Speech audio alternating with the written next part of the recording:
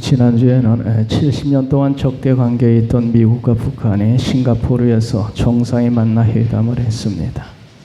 결과는 어떻게 될지 모르지만 하여튼 70년 만에 놀라운 일이 일어났습니다. 1917년에 레닌이 러시아 공산혁명을 일으켜서 제정 러시아를 뒤집어 엎었습니다. 1917년에 1985년에 고르바초프 서기장이 개혁을 선포하면서 1985년 그러면서 공산권은 무너져 내리기 시작했습니다. 1985년 레닌이 1917년에 러시아 공산혁명을 일으켰습니다.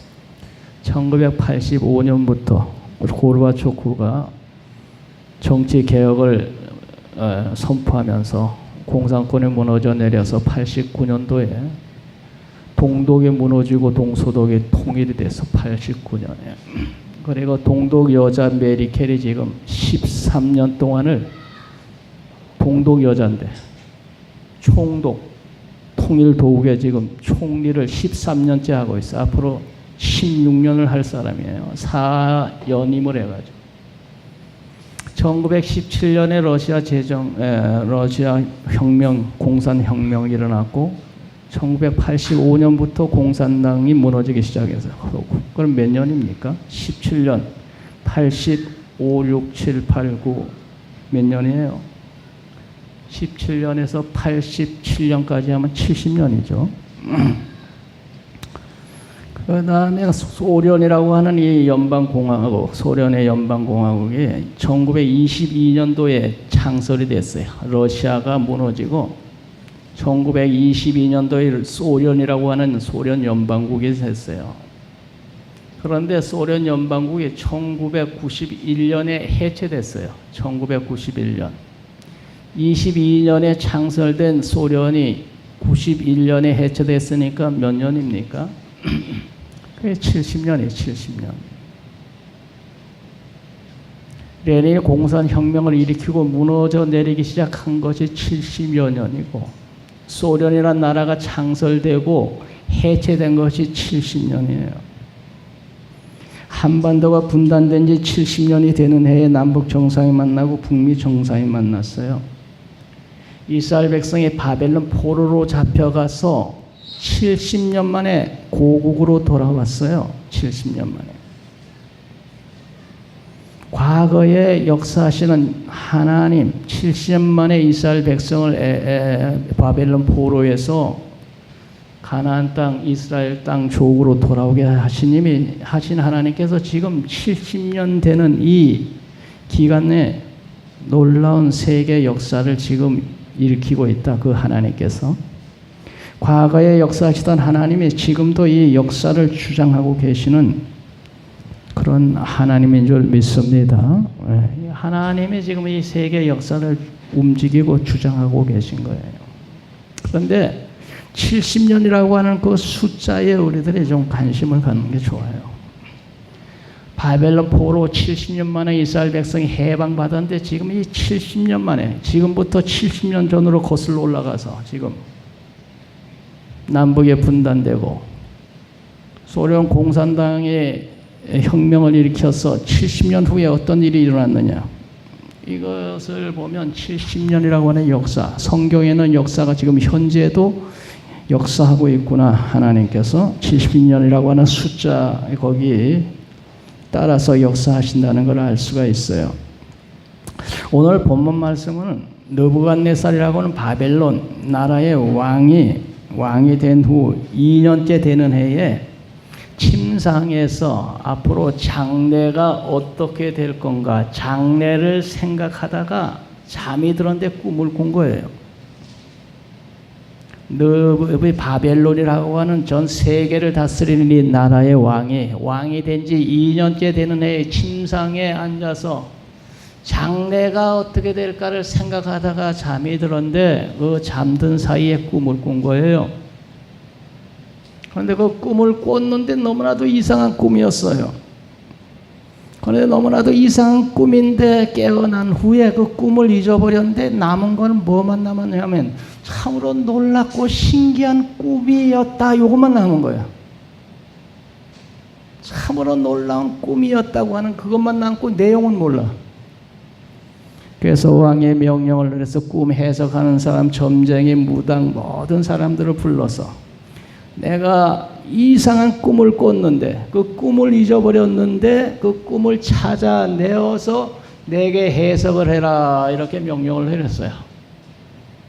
근데 꿈을 얘기해 주고 그 꿈을 해석하라고 해야 되는데 이 왕이 꿈을 잊어버려가지고 잊어버린 꿈을 찾아서 내게 해석까지 해라. 만일 못할 때는 너희들 다 죽을 줄 알아라. 이렇게 명령을 했어요. 그런 명령을 내렸다. 그래서 거기 29절에 보면 그런 얘기가 있죠. 29절에 우리 29절 다 같이 읽읍시다. 왕이 침상에서 장래일을 생각하실 때에 은밀한 것을 나타내시는 이가 장래일을 왕에게 알게 하셨사오며 그 장래일을 어디서 침상에서 장래일을 생각하실 때에 은밀한 것을 나타내시는 하나님의 장래일을 왕에게 알려주었는데 침상에서 장래일을 생각하다가 깜빡 잠이 들었는데 꿈속에서 그 장래일을 하나님이 알려주셨는데 그걸 그만 잊어버린 거야. 그러니까 하여튼 희한한 꿈을 꿨는데 그 꿈을 잊어버렸으니 답답해서 2절에 보면은 2절 우리 다 같이 읽읍시다. 2절 왕이 그의 꿈을 자기에게 알려주도록 박수와 술객과 점쟁이와 갈대 술사들을 부르라 하며 그들이 들어가서 왕의 앞에 섰습니다. 그래서 왕이 내 꿈을 알아서 해석해라. 그렇지 못할 때는 너희들을 다 쪼개어 죽이리라 하는 말씀이 5절에 있어요. 너희 몸을 쪼갤 것이며 너희 집을 거름더미로 만들리라. 그러나 이 사람들이 너무나 답답했어요. 꿈을 얘기해 주시고 해석해 달라 그래야 되는데 꿈도 말하지 않고 꿈을 찾아내어서 해석을 하라니 이런 답답한 일이 어디 있어. 기한을 정하고 해석 못할 때는 너희들 모두 목숨 떨어질 줄 알아라. 그래서 기한이 됐어요. 해석하는 사람이 아무도 없었어요. 느부갓네살 왕이 신하에게 명령을 내려서 우리 땅에 있는 박수, 술객, 점쟁이, 술사 이런 사람들 모조리 죽여라. 명령이 떨어져서 이제 왕의 신하들이 그들을 다 모조리 죽이려고 나갈 때 포로로 잡혀온 이스라엘에서 포로로 잡혀온 다니엘이 시대정 비서실장에게 뭐가 그렇게 급합니까? 내게 시간 주시면 내가 해결하겠습니다. 내게 시간 조금만 주세요. 16절 우리 다 같이 읽겠습니다. 16절 다니엘이 들어가서 왕께 구하기를 시간을 주시면 왕에게 그 해석을 알려드리리다. 내게 시간을 주시면 내가 꿈을 찾아서 해석해서 알려드리리다. 그리고 돌아와서 친구들에게 얘기를 했습니다. 나를 왜 기도 좀 해다. 이거 다 너도 죽고 나도 죽고 우리 모두 죽게 생겼다. 우리 좀 기도 좀 해다. 부탁을 하고 간절히 친구들이 하나님 앞에 매달려 기도했습니다. 하나님 앞에 간절히 매달려 기도할 때 하나님께서 다니엘에게 환상 중에 느부갓네살 왕의 꾼 꿈을 보여주셨습니다. 19절 우리 다 같이 읽겠습니다. 19절 이에 이 은밀한 것이 밤에 환상으로 다니엘에게 나타나 보이매 다니엘이 하늘에 계신 하나님을 찬송하니라. 왕은 꿈에 그것을 봤는데 다니엘이라고 하는 사람은 간절히 기도하다 환상 중에 밤에 환상 중에 임금님이 본 꿈이 나타났어요. 나타나가지고 임금님에게 들어가서 꿈 얘기를 했어요. 임금님의 꾼 꿈은 이런 꿈이죠. 하면서 임금이 꾼 꿈을 얘기해 줄 때 임금이 듣고 깜짝 놀라면서 무릎을 탁 치면서 맞다. 무릎을 쳤다는 얘기는 없어요. 여기. 무릎을 쳤다는 얘기는 없는데 내가 생각해 보니 맞다. 그게 바로 그거다. 바로 아마 무릎을 탁 쳤을 것 같아. 잊어버렸었는데 그래서 29절에 아까 읽었지요. 왕이 장래일을 생각하실 때 하나님의 장래일을 보였습니다. 그 31절에 보면은 31절 한번 읽어봅시다. 31절 왕이 큰 신상을 보셨나이다. 이 신상이 왕의 앞에 섰는데 크고 광채가 매우 찬란하며 그 모양의 심히 두려우니 32절 읽읍시다. 그 우상의 머리는 숭고며 가슴과 두 팔은 은이요 배와 넓적다리는 옷이요 그 종아리는 쇠요 그 발은 얼마는 쇠요 얼마는 진익이었나이다. 임금님 맞습니까? 맞아 정말이야. 그건 맞다. 맞아. 내가 본 꿈 맞아. 너 정말 놀랍구나. 맞습니까? 맞아 바로 그 꿈이야. 그런데 임금님 또 일이 있죠. 그걸 간신히 바라보고 있을 때 한 돌이 날아오더니 신상을 팍 쳐가지고 신상이 완전히 박살이 나서 다 흐트러졌죠. 맞아 정말 맞다. 너 정말 신통하구나. 어떻게 내가 알았니? 신상이 하도 이상해가지고 유심히 쳐다보고 있는 사이에 돌이 하나가 날아오더니 산에서 착 날아오더니 신상을 팍 치다는 게 신상이 박살나 다 날아. 신상은 박살이나 다 달아나고 그 다음에 그 돌이 점점 커지더니 온 세상에 태산을 이루며 온 사방에 가득 찼죠. 이야 맞다. 정말 너 놀랐구나. 너 정말 그거 어떻게 알았나. 34절을 한번 보십시다. 34절 읽읍시다. 또 왕이 보신 적 손대지 아니한 돌이 나와서 신상의 새와 흙에 발을 쳐서 부숴뜨리네. 35절 읽습니다. 그때의 새와 흙과 녹과 은과 금이 다 부서져 여름 타작마당에 겨같이 되어버리며 바람에 불려간 곳이 없고 우상을 친 돌은 태산을 이루어 온 세계에 가득했죠. 야, 다니엘아 맞다. 바로 그거다. 바로 그거다. 내가 그런 꿈을 꿨어. 신상 아주 휘황찬란한 신상인데 돌이 와서 친의 신상이 박살이 나서 다 날아나 버리고 그 돌이 점점 커지더니 온 세상에 가득해서 태산을 이루었다. 야, 너 정말 대단하구나. 너 그 꿈을 어떻게 알았니? 하나님 알려. 그런데 그 꿈 해석을 제가 해드리겠습니다.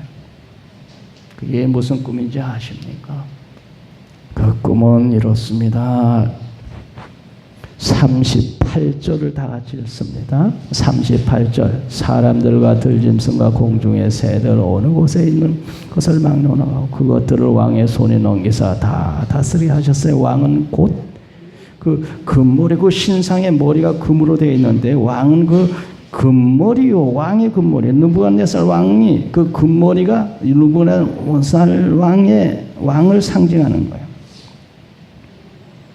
39절 다 같이 읽읍시다. 왕을 뒤이어 왕보다 못한 다른 나라가 일어날 것이요 셋째 또 녹 같은 나라가 일어나서 온 세계를 다스릴 것이며 넷째 나라는 강하기가 새 같으니 새는 모든 물건을 부서뜨리고 이기는 것이라. 새가 모든 것을 부수는 것 같이 그 나라가 문 나라를 부서뜨릴 꽂을 것이며. 자, 그래서 왕은 금머리요. 그런데 그것은 왕의 후계자를 얘기하는 게 아니에요. 이 느부갓네살이 다스리는 바벨론 나라 말고 또 다른 나라가 일어납니다. 그랬어요. 다른 나라가. 그래서 39절에 왕보다 못한 다른 나라가 일어날 것이요. 느부갓네살 그 바벨론은 후계 왕이 아니에요. 후계 왕이 아니에요. 바벨론이 망하고 다른 나라가 일어날 것이요. 그랬잖아. 다른 나라. 그 다음에 또 녹 같은 다른 나라가 일어날 것이고 40절에는 또 쇠 같은 다른 강한 나라가 일어난다 그랬죠. 그러면 역사적으로 보면 그럼 그 다른 나라들은 무슨 나라였을까? 지금 벌써 역사에 다 나와 있잖아요. 그 다음에 바벨론이라고 하는 나라가 페르시아라고 하는 나라에 망했어요. 페르시아라고 하는 나라는 그 다음에 알렉산더가 일으킨 헬라라고 하는 나라에 망했어요. 헬라라고 하는 나라는 그 다음에 로마라고 하는 나라가 일어나서 망했어요. 요게 나라 네 나라를 얘기했죠. 그런데 바벨론 다음에 무슨 나라가 일어났습니까? 페르시아, 바사라고 하는 나라가 일어났어요. 그 다음에는 헬라라고 하는 알렉산더가 세계를 정복한 그 헬라라고 하는 나라가 일어났어요. 그 다음에는 로마라고 하는 나라가 일어났어요. 그리고 로마가 망하면서 세계는 여러 나라로 다 분류가 됐어요. 그것이 바로 10발가락이라고 하는 그 발가락을 말합니다. 그래서 41절에 보면은 41절 다 같이 읽읍시다. 왕께서 그 발과 발가락에 얼마나 토기장이 흙이고 얼마나 쇠인 것을 보셨은지 그 나라가 나눌 것이며 왕께서 쇠와 흙에 섞일 것을 보셨은지 그 나라가 쇠같이 든든함이 있을 것이나 42절 그 발가락이 얼마나 쇠 얼마나 진흙인지 그 나라가 얼마나 든든하고 얼마나 부서질 것이며 그 쇠와 발가락 이제 발가락은 10개잖아요. 그런데 반은 쇠고 반은 발가락이 흙인데 흙과 쇠는 서로 합쳐지질 않죠. 로마가 망한 후에 열이라고 하는 숫자는 많다고 하는 것을 의미해요. 그런데 로마가 흩어진 후에는 로마 같은 제국이 일어난 게 아니고 그 다음부터는 모든 세상의 나라들이 각자 일어났어. 10발가락. 각자 나라들이 분리해서 일어났어. 온 세상에 지금 그런 나라들을 이루고 있는 것이 10발가락을 상징하는 거예요. 그런데 그 신상을 보고 있는데 뜨인 돌이 와서 팍 치니까 그것이 완전히 박살나서 그 신상은 무너졌다 하는 것은 세상 나라가 완전히 박살나서 없어졌다. 그리고 돌이 온 세상을 가득 메웠다. 돌의 나라가 있는 거예요. 자, 44절 우리 다 같이 읽읍시다. 44절. 이 여러 왕들의 시대에 하늘의 하나님이 한 나라를 세우시리니 그것은 영원히 망하지도 아니할 것이요 그 국권이 다른 백성으로 돌아가지도 아니할 것이요 도리어 이 모든 나라를 쳐서 멸망시키고 영원히 설 것이라. 45절 읽읍시다. 손대지 아니한 돌이 산에서 나와서 쇠와 녹과 진흙과 은과 금을 부서뜨린 것을 왕께서 보신 것은 거신 하나님의 장래를 왕께 알게 하신 것이라. 이 꿈은 참되고 이 해석은 확실하느니라. 이 뜨인 돌이 나타나서 신상을 쳐부수고 완전히 신상 다. 이 신상이라고 하는 것은 세상 나라를 말했죠. 나라가 박살나다라는 거예요. 그리고 하나님께서 거기 44절에 하늘에 하나님이 한 나라를 세웠는데 그 나라는 영원히 망하지 아니할 나라요 그 국권이 다른 백성이 돌아가지도 아니할 나라요 모든 나라를 쳐서 멸망시켜 영원히 설 나라요. 45절에 손대지 않은 돌이 산에서 나와서 쇠와 녹과 흙과 금을 부서뜨린 것을 왕께서 보신 것은 크신 하나님, 지금 이 모든 역사를 크신 하나님, 하늘의 하나님이 이런 역사를 이렇게 이 세상 나라가 박살나서 달아나게 한 것도 없어지게 한 것도 하나님, 이 새로 영원히 망하지 않을 나라를 세운 것도 하나님, 크신 하나님의 장래를 왕께 알게 하신 것이다. 인류 역사를 누가 주장하느냐? 하나님. 이런 나라들을 일으키신 분이 누구냐? 하나님. 이런 나라들이 박살나서 다 사라지게 한 분이 누구냐? 하나님. 영원히 망하지 않을 나라를 세운 분이 누구냐? 하나님. 45절 46절에 인류 역사를 주장하시는 분은 하나님. 하나님이 그러셨다는 겁니다. 하나님이. 그 하나님이 인류 역사를 주장하시고 그 하나님이 우리나라도 주장하시는 줄 믿습니다. 그 하나님이 지금 이 인류 역사를 지금 주장하고 계신데 어느 순간이 오면 이 세상이 박살나서 바람에 날아간 먼지처럼 돼버린 그런 날이 온다는. 그리고 하나님의 나라가 이루어진다는 것입니다. 산에서 뜨인 돌이 날아와 이러죠. 산하에서 뜨인 돌이 날아와. 근데 그 돌은 예수님을 상징하는 거예요.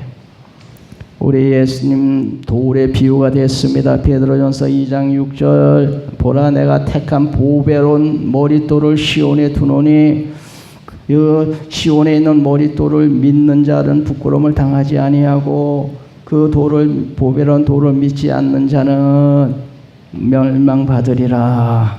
그런 말이 베드로전서 6장에 있어요. 시온에 보배로운 돌을 두로니고 돌을 믿는 자는 부끄러움을 당하지 아니. 그 돌이 누굽니까? 예수를 믿는 자는 부끄러움을 당하지 아니하고 지옥 가지 아니하고 그런 얘기죠. 고린도전서 10장 4절에 이스라엘 백성이 광야를 지날 때 목에 마를 때 반석에서 물이 났는데 고린도전서 10장 4절 그 반석 돌은 곧 그리스도라 그랬어. 그 뜨인 돌이 날아와 신상을 천 건 돌은 예수님을 말합니다.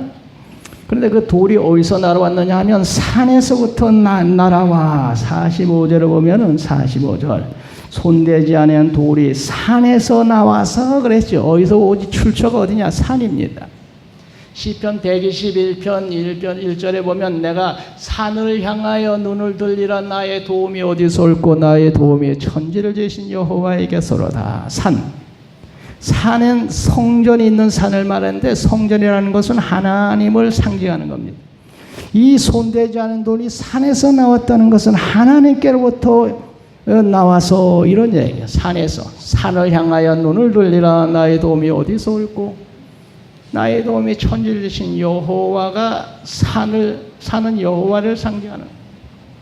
우리 예수님은 2000년 전에 하늘에서 하나님께로부터 나와서 이 세상에 오셨죠. 2000년 전에 그 산으로부터 돌멩이가 온 것은 하나님으로부터 하늘에서부터 예수님이 세상에 오신 것을 말씀하는 거예요. 그 돌이 신상을 쳤더니 신상이 박살나 다 나타나고 돌이 점점 커지더니 온 세상에 가득했다. 온 세상에 가득하더라.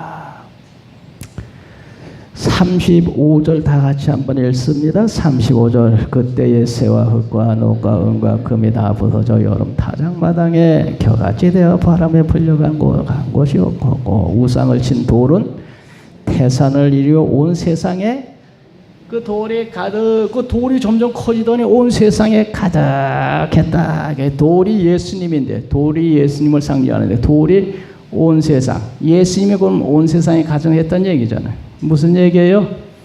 너희는 온 천하에 다니며 만민에게 복음을 전파하라. 온 천하에 다니며 예수님의 복음이 온 천하에 가득했다 이 얘기예요. 너희는 가서 모든 족속으로 제자를 삼아 아버지와 아들과 성령의 세례를 줘라. 성령 임하면 권능받고 땅끝까지 이르러 내 증인이 되리라. 사태복음 24장에 보면 14절에 보면 이 복음이 온 세상 만방에 다 전파하여지면 그제야 끝이 오리라. 이 돌은 예수님을 상징하는데 이 복음이 온 세상에 다 전파되는 것이 돌이 온 세상에 가득했다는 것을 상징하는 거예요.